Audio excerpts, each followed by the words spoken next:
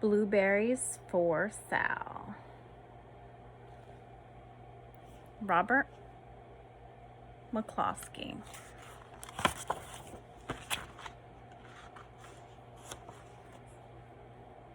There they are in the kitchen.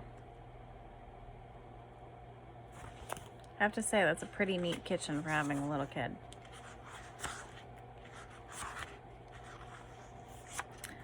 One day, little Sal went with her mother to Blueberry Hill to pick blueberries.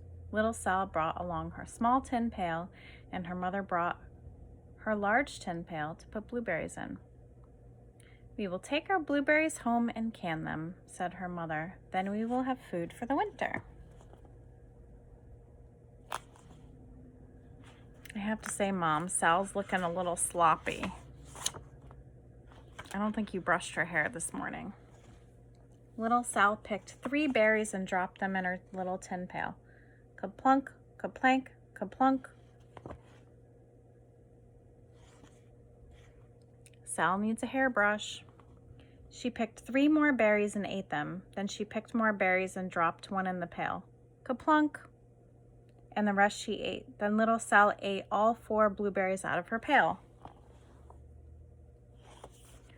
"Mommy, did you forget to feed Sal her breakfast?" Her mother walked slowly through the bushes, picking blueberries as she went and putting them in her pail. Little Sal struggled along behind, picking blueberries and eating every single one. "Little Sal, you're a little piggly wiggly a little bit." Little Sal hurried ahead and dropped a blueberry in her mother's pail. It didn't sound kaplink because the bottom of the pail was already covered with blueberries. She reached down inside to get her berry back. Though she really didn't mean to, she pulled out a large handful because there were so many blueberries right up close to the one she had put in. Sal's a little bit greedy. Her mother stopped picking and said, "Now, Sal, you run along and pick your own berries. Mother wants to take her berries home and can them for next winter." So not only am I not going to bathe you, brush your hair, feed you, but now you're going to be left to your own devices in the wild.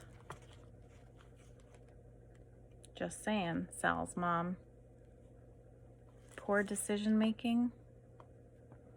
Her mother went back to her picking, but little Sal, because her feet were tired of standing and walking, sat down in the middle of a large clump of bushes and ate blueberries. "Darn, Sal, you can sure pack those blueberries away." On the other side of Blueberry Hill, Little Bear came with his mother to eat blueberries. "Little Bear," she said, "eat lots of berries and grow big and fat. We must store up food for a long, cold winter." So just follow Sal's lead, Little Bear, and you'll be all set. Little Bear followed behind his mother as she walked slowly through the bushes eating berries. Little Bear stopped now and then to eat berries. Then he had to hustle along to catch up.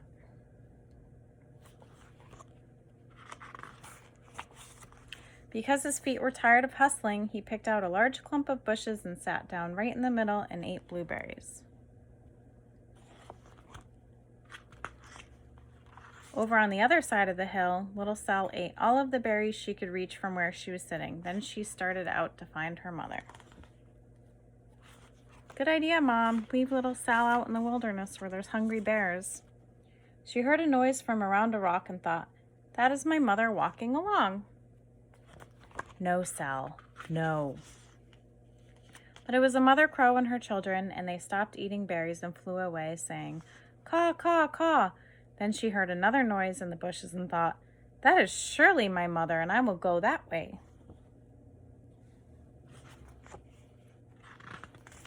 But it was Little Bear's mother instead. She was tramping along, eating berries and thinking about storing up food for the winter. Little Sal tramped right along behind. Seems safe enough to me. By this time, Little Bear had eaten all the berries he could reach without moving from his clump of bushes. Then he hustled off to catch up with his mother. He hunted and hunted, but his mother was nowhere to be seen. He heard a noise from over a stump and thought, "That is my mother walking along." I don't think so, Little Bear. But it was a mother partridge and her children. They stopped eating berries and hurried away. Then he heard a noise in the bushes and thought, That is surely my mother. I will hustle that way. What's up with these moms not watching their kids? But it was little Sal's mother instead. She was walking along, picking berries and thinking about canning them for next winter. Little Bear hustled along behind. Well, Little Bear, if you get very hungry, you could just eat the mother. Little Bear and Little Sal's mother and Little Sal and Little Bear's mother were all mixed up with each other among the blueberries on Blueberry Hill. Little Bear's mother heard Sal walking along behind and thought it was Little Bear, and she said, "Little Bear, munch, munch, eat all you, gulp, can possibly hold, swallow." Little Sal said nothing. She picked 3 berries and dropped them. Kaplink, kaplank, kaplunk, in her small pail. Good idea, Sal. Make noise right behind a massive bear. Little Bear's mother turned around to see what on earth could make a noise like kaplunk. Grumph, she cried, choking on a mouthful of berries. This is not my child. Where is Little Bear? She took one good look and backed away. She was old enough to be shy of people, even a very small person like Little Sal. I don't think that's very realistic. Then she turned around and walked off very fast to hunt for Little Bear. She was probably like, this kid is way too messy, I can't even deal. Little Sal's mother heard Little Bear tramping along behind and thought it was Little Sal. She kept right on picking and thinking about canning blueberries for next winter. Really, Mom? That's all you can think about is canning blueberries?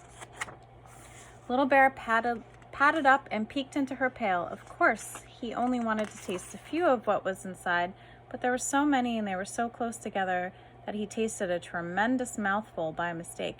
Now, Sal, said Little Sal's mother without turning around, you run along and pick your own berries. Mother wants to can these for next winter. Little Bear tasted another tremendous mouthful and almost spilled the entire pail of blueberries. How do you not notice that a bear is eating blueberries out of your pail? This lady must be really into canning. Little Sal's mother turned around and gasped. My goodness, you are not Little Sal. Where, oh, where is my child? I would be like, where, oh, where is your big bear mom? I'm getting out of here.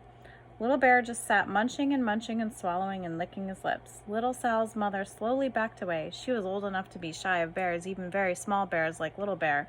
Then she turned and walked away quickly to look for Little Sal. I would be running to find my child at this point if I saw a little bear and I knew there was a big bear around. She hadn't gone very far before she heard a kaplink, kaplank, kaplunk. She knew just what made that kind of a noise. The sound of your child's fingers falling into the bucket because you're not paying attention and she's getting eaten alive by a bear. Little Bear's mother had not hunted very long before she heard a hustling sound that stopped now and then to munch and swallow. She knew just what made that kind of noise. Little Bear cleaning his teeth after eating Little Sal. Little Bear and his mother went home down one side of Blueberry Hill, eating blueberries all the way and full of food stored up for next winter. And Little Sal and her mother went down the other side of Blueberry Hill, picking berries all the way and drove home with food to can for the next winter. A whole pail of blueberries and 3 more besides. Didn't seem like they had enough time to pick all of those blueberries. I'm just saying, Little Sal's mother needs to pay a little more attention. Blueberries for Sal. Thanks for watching.